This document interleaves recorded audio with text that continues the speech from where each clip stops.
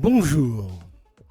Un laissez-passer pour boire un expresso et bouffer de la pizza, vous en rêviez, Macron l'a fait. Au final, la grande majorité des gens sont même heureux que ça se passe. Plus de place dans ces lieux pour la majorité vaccinée, plus de liberté, sensation de passer à autre chose, mais sur le fond, c'est la forme autoritaire, théâtrale, qui a beaucoup de mal à passer en plein été, alors que ça aurait pu être préparé dans le calme il y a 2 mois. Car enfin, peut-on encore dans ce pays dire que l'on n'est pas anti-vaccin, mais contre le pass sanitaire? Peut-on avoir des choix différents basés sur le principe de précaution? Vaccin encore en phase 3, phase expérimentale. Peut-on penser différemment? A-t-on droit au secret médical?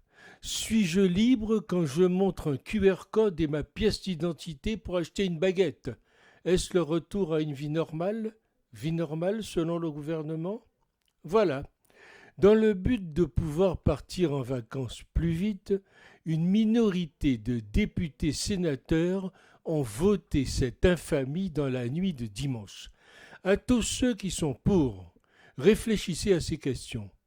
Pourquoi avoir voté si vite la loi, si le but était juste de pousser les hésitants à se faire vacciner?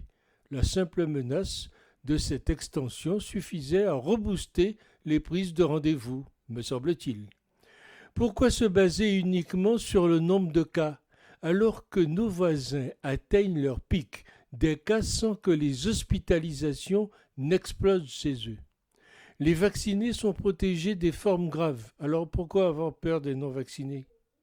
Pourquoi la France évoque-t-elle la troisième dose alors que, par exemple, les autorités sanitaires américaines ont dit que c'était à ce stade inutile? Auriez-vous été pour le pass sanitaire si cela avait été voté en dehors d'une épidémie, mais en prévision d'une épidémie? Êtes-vous absolument certain que ce pass ne sera jamais prolongé et étendu encore davantage? Et quelle serait votre limite?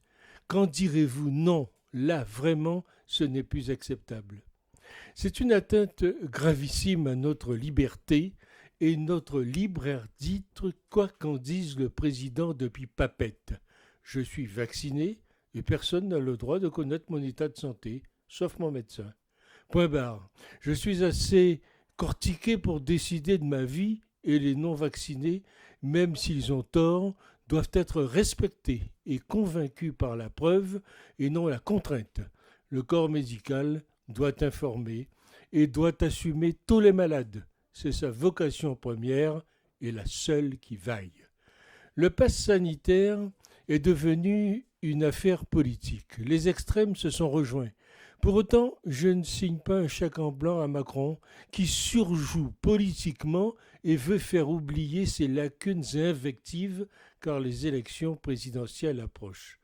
Pour une fois, la droite n'est pas montée au créneau. L'assentiment des personnes vaccinées n'a pas valeur électorale à venir, sauf pour les personnes versatiles, ça va de soi.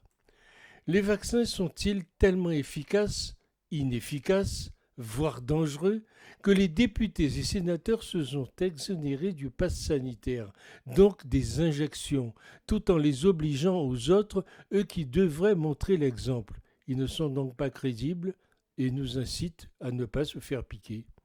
Pas de peau, les complotistes ont encore raison, et très vite, puisqu'un centre de vacances en Corse ont mis à l'isolement et les pratiquants d'une boîte de nuit sont tous positifs. Et dans les deux cas, ils avaient tous leur passe. On continue dans le n'importe quoi, inutile et liberticide. Les enseignants ne semblent pas être concernés par l'obligation vaccinale. La peur d'un syndicat trop puissant et de grève à la rentrée? Si un confinement est mis en place cet automne, quelle sera la réaction des vaccinés par rapport aux non-vaccinés? La chasse sera-t-elle ouverte? Les manifestations deviendraient alors des lieux à haut risque. Sans être pour ce mouvement contestataire, on peut tout de même se demander si un pays qui peut voter une loi sans majorité absolue est encore en démocratie. 230 députés sur 577. Et le tout veut nous dire ce qu'il faut faire? Que ce tout petit monde gracieusement et subventionné commence par être présent dans l'hémicycle. C'est un scandale de voir cela et ces absences répétées. Voilà un sujet de réflexion pour nos chefs élus. Pour une fois, ils interdiraient utile. Mais pour conclure, je dis ceci, à diffuser massivement, hashtag refuser le contrôle par un policier ou un gendarme non vacciné, car le totalitarisme numérique, ça suffit. Cela procède tout simplement de la force injuste de la loi.